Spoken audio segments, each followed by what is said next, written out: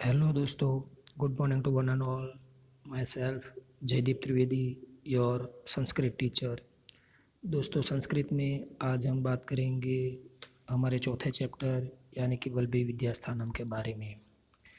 वल्लभी विद्यास्थान जो हमारे गुजरात प्रदेश के अंतर्गत खास करके भावनगर जिले में स्थित प्राचीन समय में था। दोस्तों, जैसा कि आज का माहौल है कुछ ऐसा बना है कि आज लोग पढ़ लिख कर ज़्यादा आगे अभ्यास करने के लिए विलायत या विदेश में जाते हैं। तो प्राचीन समय में जो हमारे भारत देश का माहौल था, बिल्कुल इससे उल्टा माहौल था, ऐसा हम कह सकते हैं कि कई दूर दूर के देशों में से जो छात्र थे, जो स्टूडेंट्स थे, वो विद्या प्राप्त करने के लिए, ज्ञान अर्जित करने के लिए हमारे भारत देश में आया करते थे। दोस्तों, भारत में कई सारे ऐसे विश्वविद्यालय यानी कि कई सारी ऐसी यूनिवर्सिटीज़ थी जहाँ कई स्टूडेंट अभ्यास करने के लिए आते थे और वहाँ एडमिशन पाकर अपने आप पर एक प्राउड सा फील करते थे। तो ऐसे ही एक यूनिवर्सिटी है वल्लभी विद्यास्थानम। तो आइए दोस्तों, बात करते हैं वल्लभी विद्यास्थान के परिचय के बारे में। कहा गया है कि प्राचीन काल में भारत देश में विद्या का व्यापक प्रचार और प्रसार हुआ था। तो in ancient times there was a wide spread of knowledge in India.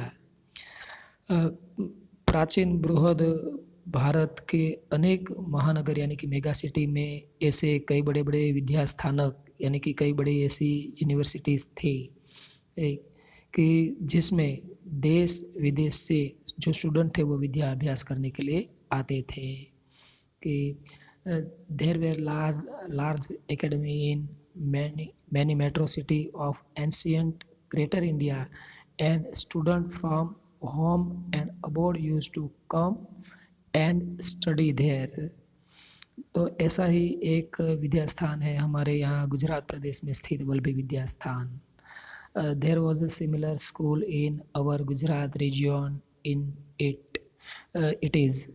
तो आगे दोस्तों कहा गया कि ये जो हमारा चैप्टर है खास करके इसमें उस वल्लभी विद्यास्थान का परिचय दिया गया है कि इंट्रोड्यूक्ट इन द प्रेजेंट लेसन।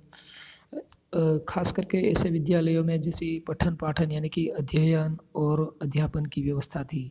दोस्तों, पठन का मतलब होता है पढ़ना और पाठन का मतलब होता है दोस्तों पढ़ाना।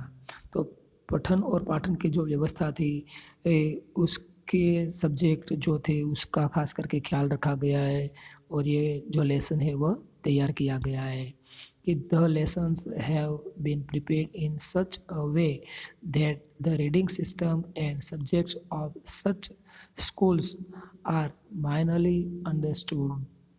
आगे कहा गया कि ये जो चैप्टर है इसमें साथ में पास्ट टेंस के जो वर्ब्स है इसका भी हमें यूज़ करना है, इसको भी साथ में सीखते जाना है।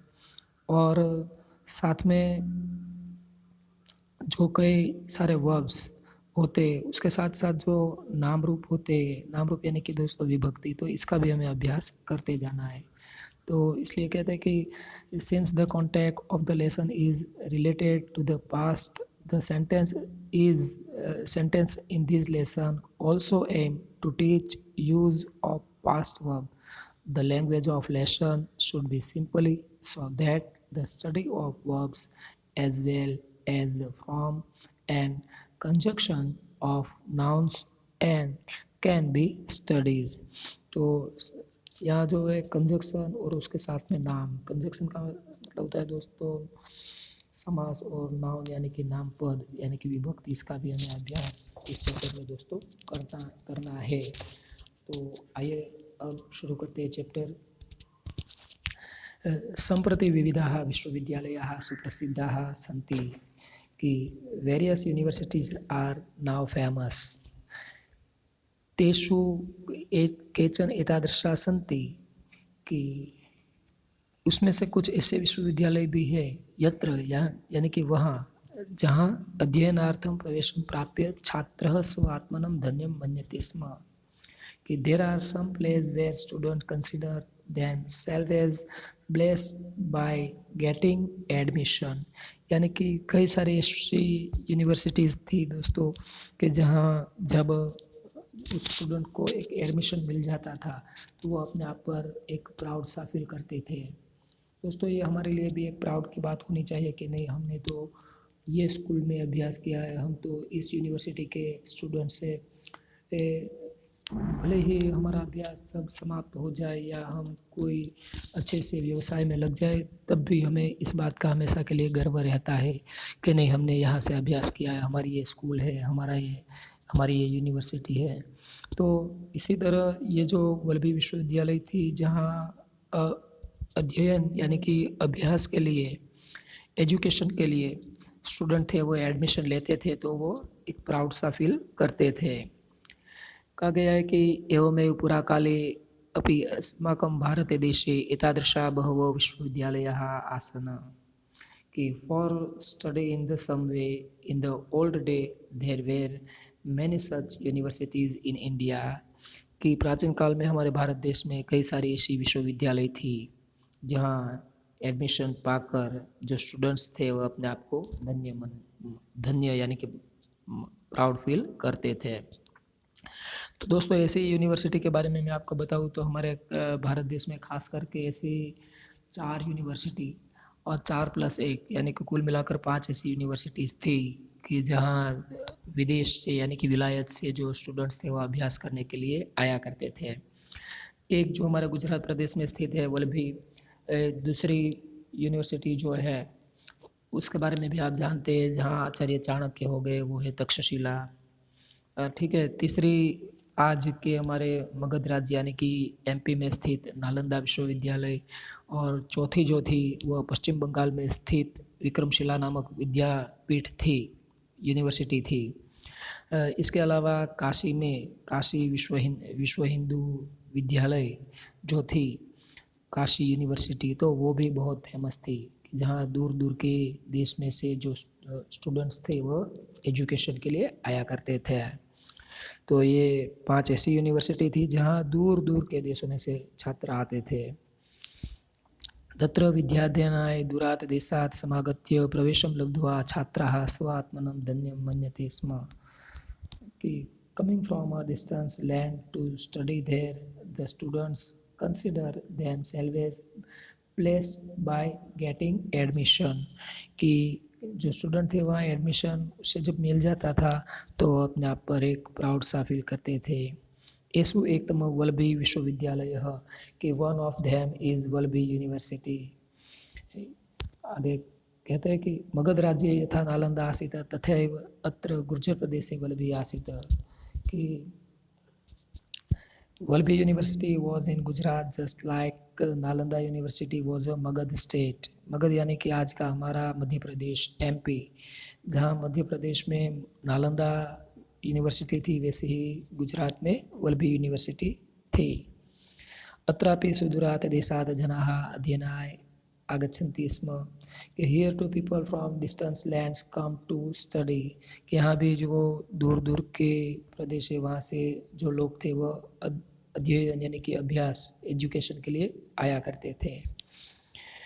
अद्यत्वे अस्मदीय गुर्जर प्रदेशे वर्तमाने भावनगर जनपदे वल्लभी नामकं यद् एकम् उपनगरं वर्तते तत्रैव प्राचीनकाले वल्लभी विश्वविद्यालयः आसीत्, कि in our Gujarat in the present day Bhavnagar region there is a परू यानी कि छोटा वाला जो गांव होता है जिसे हम तालुका कहते हैं, तो देयर इज़ अ परू called Vallabhi. In ancient time there was a Vallabhi university. तो वल्लभी यूनिवर्सिटी है वो हमारे गुजरात प्रदेश में स्थित भावनगर जनपद यानी कि जो जिला है उसमें जो वल्लभीपुर नामक एक छोटा वाला तालुका है वहीं पर प्राचीन समय में दोस्तों स्थित थी। तो अब दोस्तों इसका सिर्फ ट्रांसलेशन में आपके सामने पेश करता हूँ और इसके बाद जो है हम इसके व्याकरण की बात करेंगे। Various universities are now famous. There are some places where students consider themselves as blessed by getting admission for study in the some way. In the old day, there were many such universities in India. Coming from a distant land to study there, the students consider themselves as blessed by getting admission. One of one of them is Valbhi University. Valbhi University was in Gujarat, just like Nalanda University was in Magad state. Here too, people from distant lands come to study in our Gujarat. In the present day Bhavnagar region, there is a Paru called Valbhi. In ancient time, there was a Valbhi University. तो ये हो गया दोस्तों इसका English translation. बात करते हैं अब इसके क्वेश्चन आंसर के बारे में। तो वल्भी कुत्र आसीत, ऐसा क्वेश्चन आपको पूछा जाए तो वल्भी अस्मदीय गुर्जर प्रदेशे वर्तमाने भावनगर जनपदे वल्भी नामकम यद एकम उपनगरम वर्तते तत्रैव आसीत, ऐसा आप लिख सकते हैं। तो ये इसका 2 मार्क्स का क्वेश्चन भी हो गया। आगे बात करते हैं इसके ग्रामर की। तो ग्रामर में दोस्तों देखिए जो फर्स्ट सेंटेंस है इसमें जो क्रियापद आपको दिया गया है वो है संति। तो अभी हम प्रेजेंट टेंस के जो क्रिया रूप है वो पढ़ कर आए हैं। तो संति जो होता है तो मी वह म सी थ थ ती त हंती, आपको ये टेबल यदि लर्न है तो आप कह सकते हैं निश्चित तौर पर कि ये तो प्रेजेंट टेंस है। प्रेजेंट टेंस में कौन सा क्रियापद, तो प्रेजेंट टेंस परस्मैपदी है, अन्य पुरुष बहुवचन, आराम से आप कह सकते हैं। वैसे ही जहाँ दूसरा सेंटेंस समाप्त होता है वह है मन्यते, तो ये भी दोस्तों प्रेजेंट टेंस है, मगर यहाँ पद है वह चेंज हो जाएगा, पद आ जाएगा आत्मनेपद, क्योंकि प्रेजेंट टेंस आत्मनेपदी के प्रत्यय ये भी हमने पढ़ लिए है। ई वह महे से थे द्वे ते तेंते, तो ते है वो प्रेजेंट टेंस में आत्मनेपदी, अन्य पुरुष एक वचन में आता है। ठीक है दोस्तों, तो ये प्रेजेंट टेंस के रूप। साथ में दोस्तों पास्ट टेंस के रूप भी मैंने आपको पढ़ा दिए हैं। तो पास्ट टेंस के यहाँ कई रूपों में मिलते हैं कि जैसे कि मैं बात करूँ कि तीसरा सेंटेंस जहाँ समाप्त होता है वो है आसन। तो आसन में आप देखिए पीछे अन प्रत्यय लगाया गया है। तो अन प्रत्यय जब लगता है तो वो होता है पास्ट टेंस कि अम व म स तम त और त तामन। पास्ट टेंस भी हम वीडियो लेक्चर में पढ़ चुके हैं दोस्तों, तो आपको ये लर्न होना चाहिए। अब जब तक आप जो वर्ब है, जो क्रियापद है वो लर्न नहीं करेंगे तब तक आप ग्रामर ठीक से नहीं सीख पाएंगे। इसलिए मैंने आपको वो क्रियापद के जो रूप है वो पहले पढ़ा दिए हैं ताकि आप इस चैप्टर में उसे आसानी से समझ सकें। ठीक है, आसन अन प्रत्यय है तो आपको अन ढूंढना है कि कहाँ आता है पास्ट टेंस में। तो पास्ट टेंस में जो परस्मैपदी होता है उसमें अन्य पुरुष बहुवचन होता है, वो अन होता है। ठीक है, वैसे ही दोस्तों फिफ्थ जो सेंटेंस है, सॉरी फिफ्थ नहीं 6, उसमें आसित है तो वो भी पास्ट टेंस है कि अम वम सतम त तामन, वहाँ जो अन्य पुरुष एक वचन में तो आता है वो हलंत होता है। तो ये अन्य पुरुष का रूप है दोस्तों। इसके अलावा ग्रामर की जो मैं कुछ बात करूँ, जो मेरे नज़रिए से जो सवाल आपको पूछे जा सकते हैं वो है जनपद। जनपद शब्द का अर्थ बताइए। जनपद का मतलब होता है जिला। तो जनपद शब्द से अर्थ कहो, ऐसा करके पूछा जा सकता है। और दूसरा है उपनगरम। उपनगर का मतलब होता है छोटा वाला गांव, जिसे हम परु कहते हैं, जो गुजराती में परु कहते हैं उसे, जो छोटा वाला तालुका होता है तो उसे जनपद उपनगर कहा जाता है। इसके अलावा जो जनपद शब्द है दोस्तों, तो जनपद शब्द कई बार वो लिंग परिचय में भी आपको पूछा जा सकता है। तो जनपद का जो लिंग है वो पुल्लिंग है, जनपद यानी कि जिला कैसा है, तो आप कह सकते हैं कि ये पुल्लिंग वाचक शब्द है जनपद। तो आइए बात करते हैं इसके आगे के पैराग्राफ की। ये दोस्तों जो चित्र है वल्लभी विश्वविद्यालय का है। वल्लभी यूनिवर्सिटी कैसी होगी, उसकी जाहो जलाली, उसकी भव्यता, उसकी समृद्धि, तो आप इस चित्र को देखकर उसका एक अनुमान लगा सकते हैं। कहते हैं कि वस्तुतः इदम उपनगरम प्राचीन कालाद एव अध्ययन अध्यापनस्य केंद्रम आसीत्, कि actually this place has been a centre of study and teaching since ancient times, कि प्राचीन काल से ही ये वल्लभी विश्वविद्यालय है वह अध्ययन और अध्यापन का एक केंद्र थी। एंशियंट टाइम्स अर्लियर पूर्वमत्र अष्टादश विद्यायाः पठनं पाठनं भवति स्म। कहते हैं कि Asian times earlier 18 vidyas were thought here, कि पहले के समय में यहाँ 18 जो विद्याएं होती है, 18 टाइप्स ऑफ एजुकेशन, तो उसका अध्ययन यहाँ किया जाता था। तो इसमें कौन कौन सी 18 विद्याएं थी तो उसका भी परिचय दोस्तों यहाँ बताया गया है। जैसे कि एतासु विद्यासु चत्वारो वेदाः, यानी कि ये जो विद्याएं थी इसमें ये 4 वेद, जो हमारे 4 वेद है, ऋग्वेद, इसके बाद यजुर्वेद, सामवेद और अथर्ववेद, तो ये 4 वेद। इसके अलावा षड वेदांगानी, कि षड वेदांगानी, षड का मतलब होता है दोस्तों 6 और वेदांग, तो दोस्तों यहाँ वेद नाम के एक पुरुष की कल्पना की गई है। और उसमें ऐसा बताया गया कि जैसे कि हमारी बॉडी के पार्ट्स होते हैं, जैसे कि आँख है, नाक है, कान है, जीभ है, हाथ है, पैर है, तो वैसे ही वेद नाम का जो एक पुरुष है उसका जो एक थॉट यानी उसका एक विचार किया गया है, कल्पना की गई है। तो ये वेद पुरुष के 6 बॉडी पार्ट्स थे, जैसे कि शिक्षा, कल्प, निरुक्त, छंद, ज्योतिष और व्याकरण। तो ये 6 बॉडी पार्ट्स मिलकर होते थे वेदांगानी।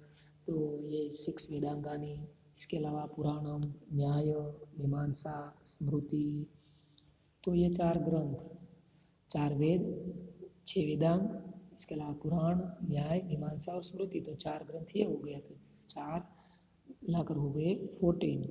इसके अलावा आयुर्वेद, धनुर्वेद, गंधर्ववेद और अर्थवेद, 4 उपवेदाः समाविष्टाः सन्ति, ये 4 उपवेद भी इसमें इंक्लूडिंग है, इसमें समाविष्ट है। कि this Vedas include four Vedas 6 वेदांगास, पुराणम, न्याय दर्शन, मीमांसा दर्शन, स्मृति ग्रंथ, आयुर्वेद, धनुर्वेद, संगीत शास्त्र यानी कि Gandharva Veda, Arthaveda, it later become the centre of Bauddh Arthaveda, sorry यहाँ तक रखते हैं Arthaveda, it later become the centre of Buddhist philosophy as well as Jain philosophy. तो इसके बाद दोस्तों यहाँ जो बात है वह बौद्ध और जैन फिलोसॉफी के बारे में बताई गई है। तो यहाँ जो दोस्तों आपको एक क्वेश्चन पूछा जाता है कि उपवेदाः कति सन्ति, तो आपको ये क्वेश्चन में कहूँ कि उपवेदाः कति सन्ति ते चौके, ऐसा यदि पूछा जाए तो ये 2 मार्क का मोस्ट टाइम पे क्वेश्चन होगा। तो आपको आयुर्वेद, धनुर्वेद, गंधर्ववेद और अर्थवेद इतना याद रखना है। तो वल्लभी कस्य केंद्रमासीत् ऐसा भी क्वेश्चन पूछा जाए तो वल्लभी अध्ययन अध्यापनस्य केंद्रमासीत् ऐसा आप कह सकते हैं। दोस्तों यहाँ जो इसका लास्ट सेंटेंस हम पढ़े इसका ट्रांसलेशन फिर से एक बार आपके सामने मैं रखता हूँ, ध्यान से सुनना। दिस वेदास इंक्लूड 4 वेदास, 6 वेदांगास, पुराणम, न्याय, मीमांसा दर्शन, स्मृति ग्रंथ, आयुर्वेद, धनुर्वेद, गंधर्ववेद यानी कि संगीत शास्त्र एंड अर्थवेद। कहा गया कि ततः बौद्ध दर्शन से जैन दर्शन से च इदम केंद्रम सज्जातम। तो वल्लभी कस्य केंद्रमासीत्, ये क्वेश्चन इसकी चर्चा हम करते हैं। वल्लभी जैन दर्शन बौद्ध दर्शन से च केंद्रम आसीत्, कि it later become the centre of Buddhist philosophy as well as Jain philosophy. दोस्तों बौद्ध धर्म जो होता है और जैन धर्म जो होता है, तो बौद्ध और जैन धर्म का ये मुख्य सेंटर माना गया है। ये कहते हैं कि ख्रिस्तस्य 4th शताब्द्यां ऋग्वेदस्य भाष्यकार स्कंद स्वामी सज्जातः, कि एक commentator in the 4th century become a Skanda Swami, कि यीशु ख्रिस्त की जो 4th शताब्दी थी 4th century इसमें स्कंद स्वामी हो गए। तो स्कंद स्वामी कुत्रः अभवत् ऐसा पूछा जाए तो 4th century आपको याद रखना है। स अत्रैव अवसत्, कि ही लिव हियर, कि वो जो थे स्कंद स्वामी वह यहीं पर रहते थे। कि एतत् सूचयति यत् गुप्तकाले अत्र वेदाध्ययनं प्रचलति स्म, कि this suggest were also conducted here during a Gupta dynasty. कि ये बात से हमें पता चलता है कि जो गुप्त डायनेस्टी थी, कि जो गुप्त वंश था, गुप्त काल, उस वक्त में भी यहाँ वेदों का अध्ययन प्रचलित था।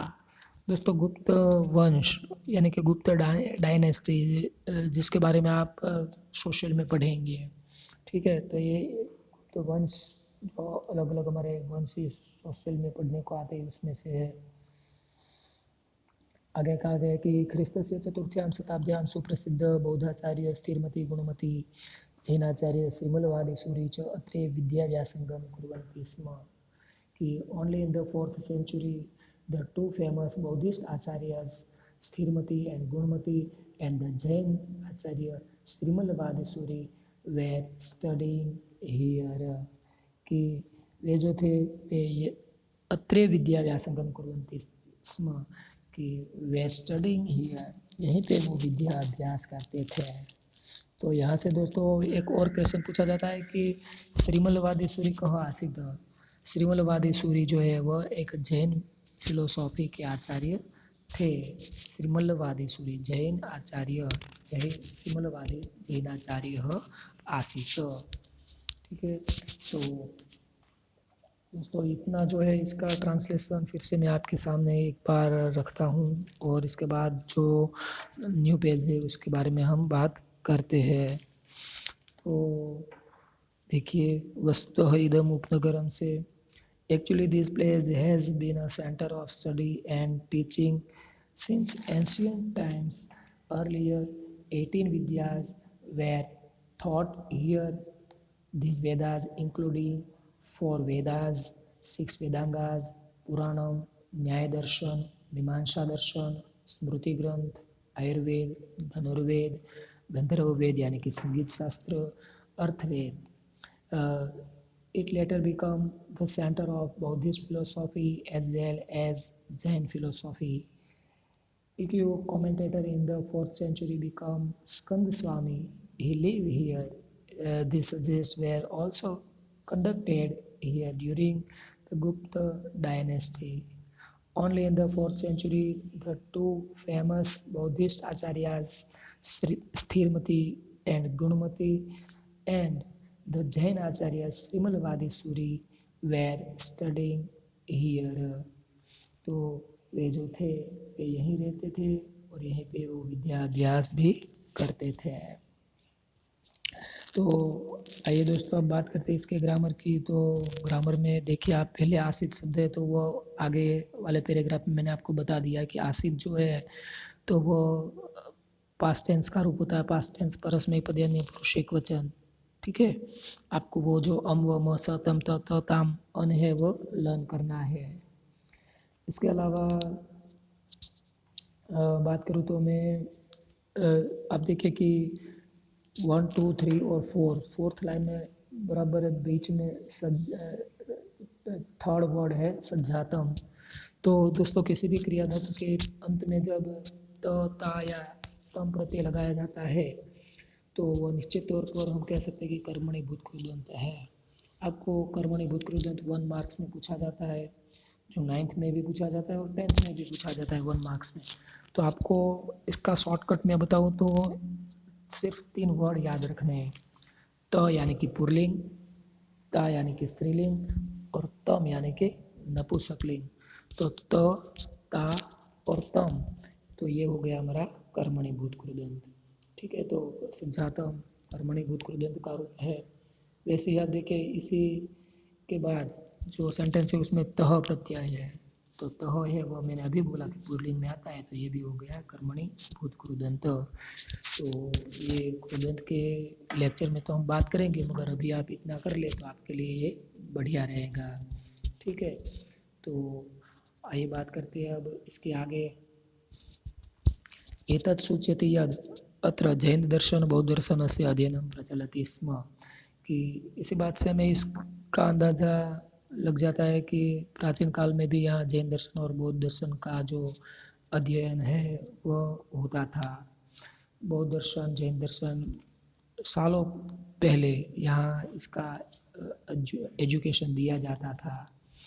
These index that study of Jain philosophy and Buddhist philosophy.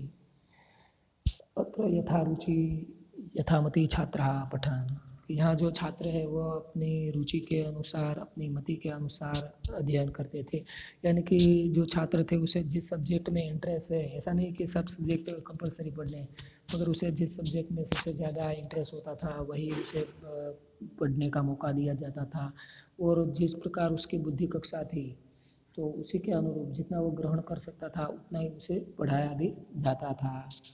तो कि was going to hear students studies according to the aptitude and interest. There was also an entrance examination. यहाँ की आगे कहा गया कि यहाँ जो एंट्रेंस है वो भी ली जाती थी। प्रवेशार्थम अत्र प्रवेश परीक्षा भवति स्म कि entrance there was also an entrance examination. कि यहाँ जैसे कि आज के समय में हम देखें कि कोई अच्छे स्कूल में हम जब जाते हैं तो सबसे पहले हमारा इंटरव्यू लिया जाता है जिसे हम एंट्रेंस टेस्ट कहते हैं, एक प्रवेश परीक्षा। तो वैसी व्यवस्था उस समय भी थी वल्लभी में कि वल्लभी में जो भी स्टूडेंट्स अध्ययन करने के लिए आते थे तो उस समय उसका जो एंट्रेंस है वो वहाँ लिया जाता था। ताम उत्तीर्य एव अत्र छात्रस्य प्रवेशः शक्यः आसीत् कि उस एंट्रेंस को जो स्टूडेंट पास करते थे उसी को वहाँ पे एडमिशन दिया जाता था। कि ताम उत्तीर्य एव छात्रस्य प्रवेश शक्यः आसीत् कि उसमें जो पास होते थे तो एंट्रेंस पास करना दोस्तों कंपलसरी था। जैसे आज भी हम देखें कि एंट्रेंस पास करना, इसके अलावा एंट्रेंस पास करने के बाद मेरिट में आना तभी हम प्रवेश पा सकते। तो वैसी व्यवस्था उस समय भी थी कि एंट्रेंस पास करने के बाद ही वहाँ वल्लभी में प्रवेश दिया जाता था। कि for admission admission of a student here was possible only after passing it. कि जब वो पास होते थे तो उसी के आधार पर उसका एडमिशन है वो वल्लभी में होता था। तो ये हो गया हमारा अंतिम पैराग्राफ दोस्तों। तो आशा रखता हूँ कि आज का यहाँ तक का जो वीडियो लेक्चर है वो आप सभी को पसंद आया होगा। साथ में इसके क्वेश्चन आंसर, इसके ग्रामर जिसकी भी हमने चर्चा की है वो अभी आपको अच्छे से समझ में आए होंगे। और इसका जो स्वाध्याय है तो इसकी एक पीडीएफ फाइल या तो इसका मैसेज मैं आपके सामने रख दूँगा ताकि आप अच्छे से कर सकें। यदि आपको इस लेक्चर के बारे में कोई भी समस्या, कोई भी परेशानी होती है तो आप मेरा नंबर आपके पास है, आप मुझे कॉल करके भी बता सकते हैं। अस्तु।